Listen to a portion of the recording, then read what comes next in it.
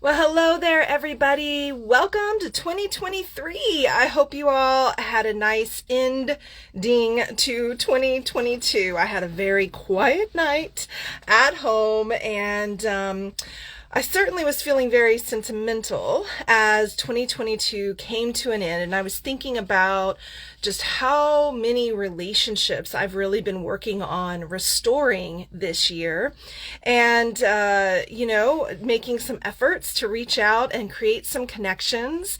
And I was also thinking about this new series that we're starting here in 2023, the year of the inner child.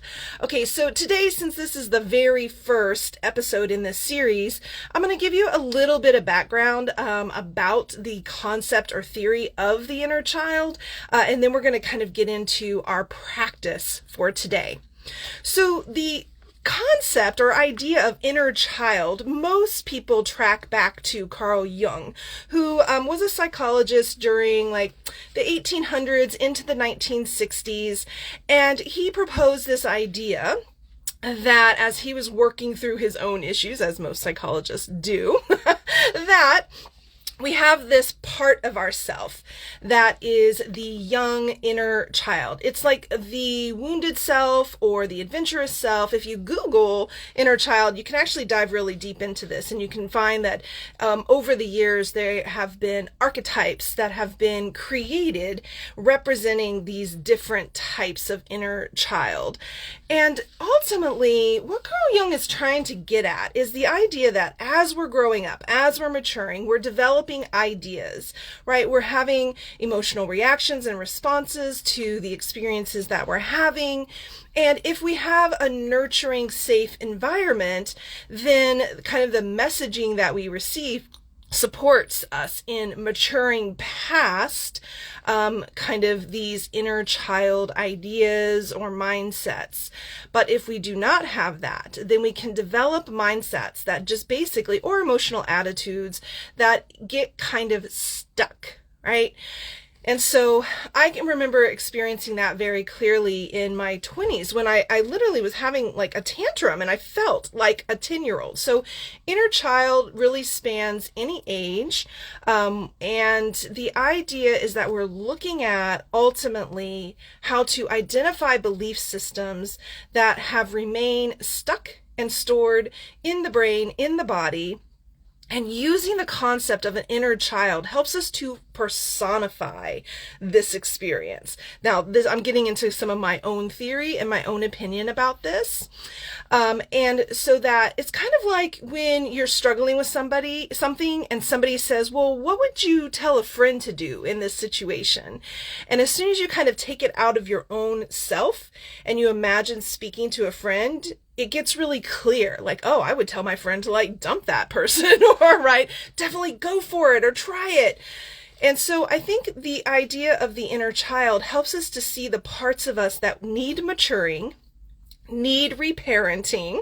This is a really important concept in the world of and work of the inner child, reparenting. We're going back to historical moments. We're going back to belief systems. We're going back to emotional experiences, and we're going to be giving ourselves the thing that we needed in that moment that we didn't get. Or we're going to be telling that child who's throwing that tantrum or really has come to believe something that, you know what? Nope, that's not true. How about this? And in this way, we become more integrated, and that wounded child, that inner child, doesn't run the show as much. So in our journey, we're going to be using this book, Affirmations for the Inner Child by Raquel Lerner. Now, I'm going to go ahead and read you the introduction so you can kind of get a sense of where the author is coming from. And I think it tells us even more about this idea of the inner child. Okay, let's check it out. All of us need positive affirmation throughout our lives. As children, these powerful messages helped us to know that we were worthwhile, that it was all right to want food, to be touched, and that our very existence was a precious gift.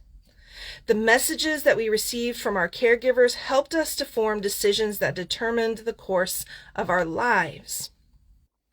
If we were raised with consistent, nurturing parents, we conclude that life is meaningful and that people are to be trusted. If we are raised with caregivers who were addictively or compulsively ill or abusive or not there or neglectful, I'm adding in some of my own words here, we determine that life is threatening and chaotic, that we are not deserving of joy. These are the critical decisions or crucial decisions that impact our lives long after we have forgotten them. So I want to just pause there. This is really important. In Beyond Surviving, a huge part of the work that we're constantly doing is identifying belief systems that we don't have conscious awareness of, but that yet are driving our choices, driving our feelings, driving our decisions, our reactions, our behaviors. And so this is exactly right. We have this part of ourself that has made decisions along the way. People aren't safe. I can't trust anyone. Everyone's going to let me down.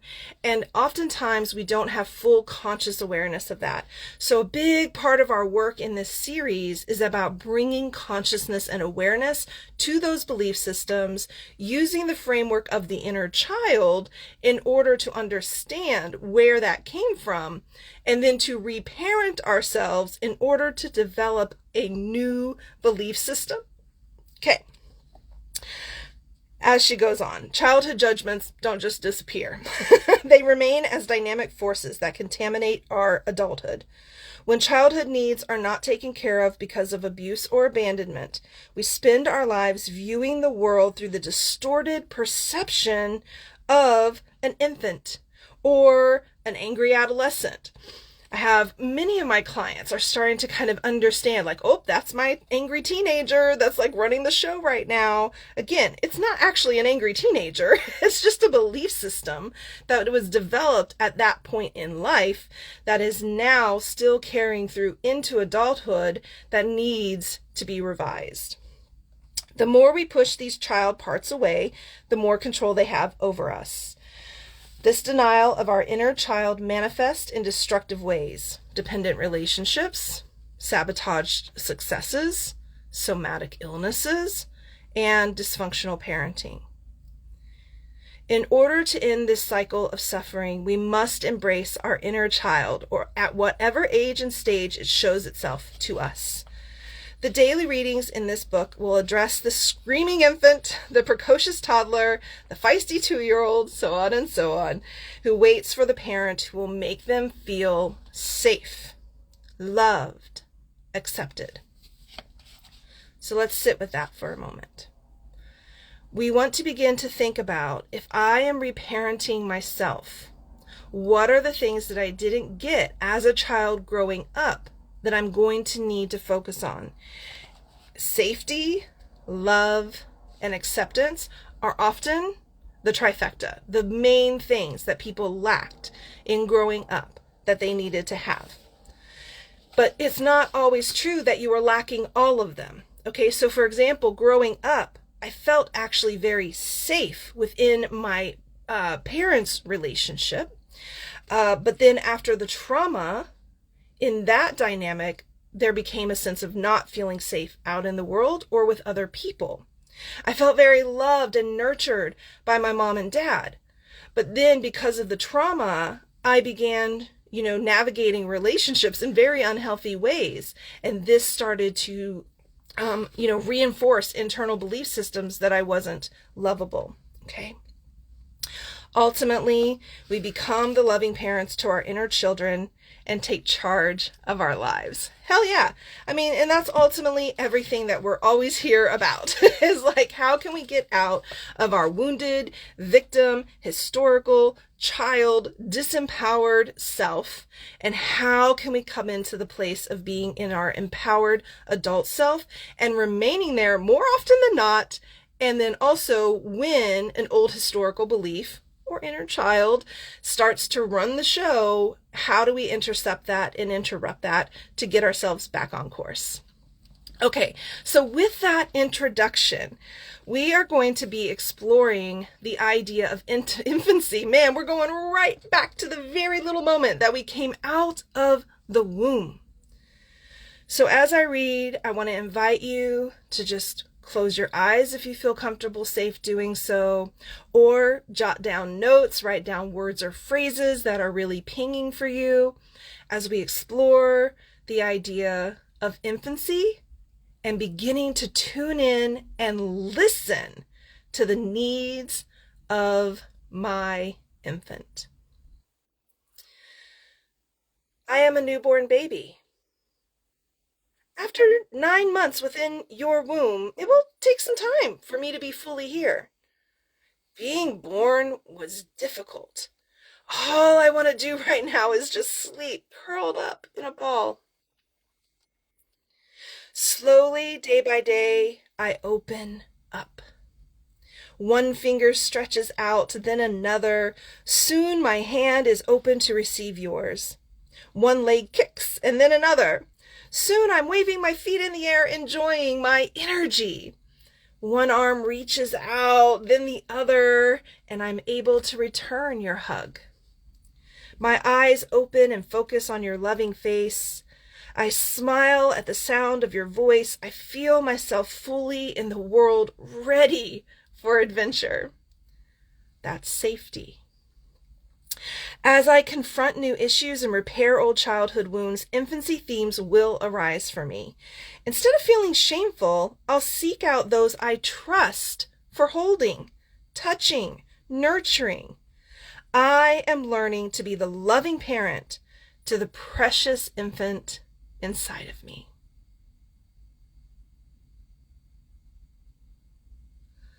Let's just take a moment to let that settle.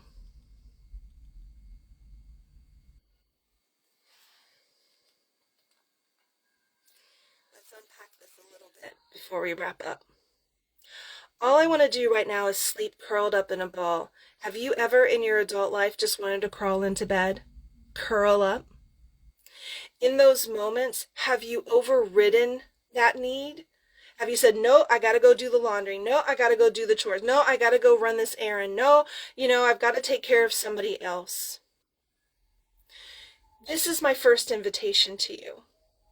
When your body wants to curl up, when you want to go into a little bit of a cocoon, a little bit of like a womb, create that for yourself. Don't override that. Don't override that. Honor that. That is a part of you saying, hey, the world's getting to be a little too much. The things around me are getting to be a little too much. Something really difficult. And I need to just curl up and feel cozy and safe and nurtured. So that's the first thing. Now, think about this unfolding that starts to happen, this opening up of the infant, right? The stretching that she describes. I've got this one finger starts to open, and then, I stretch out an arm, and then I'm starting to be able to receive, and I'm also starting to be able to respond. Yeah.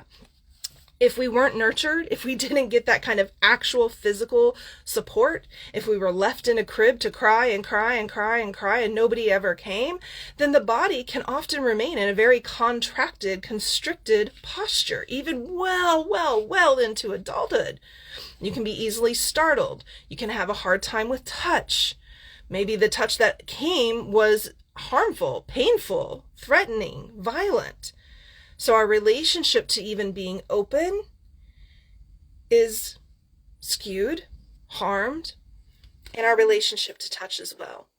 So I think one of the beautiful things about healing from trauma is that this is exactly what we're actually working to do so much of the time, is to go from the place of feeling very curled up, constricted. We need that. We'll honor it when it happens. But then, can I unfurl?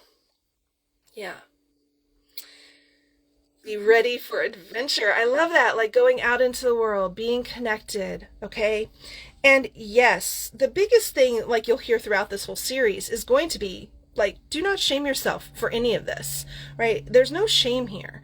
It's just about learning what's going on for you and being more attuned to yourself and being more aware. And working with this first invitation this week is really working with holding, touching, nurturing.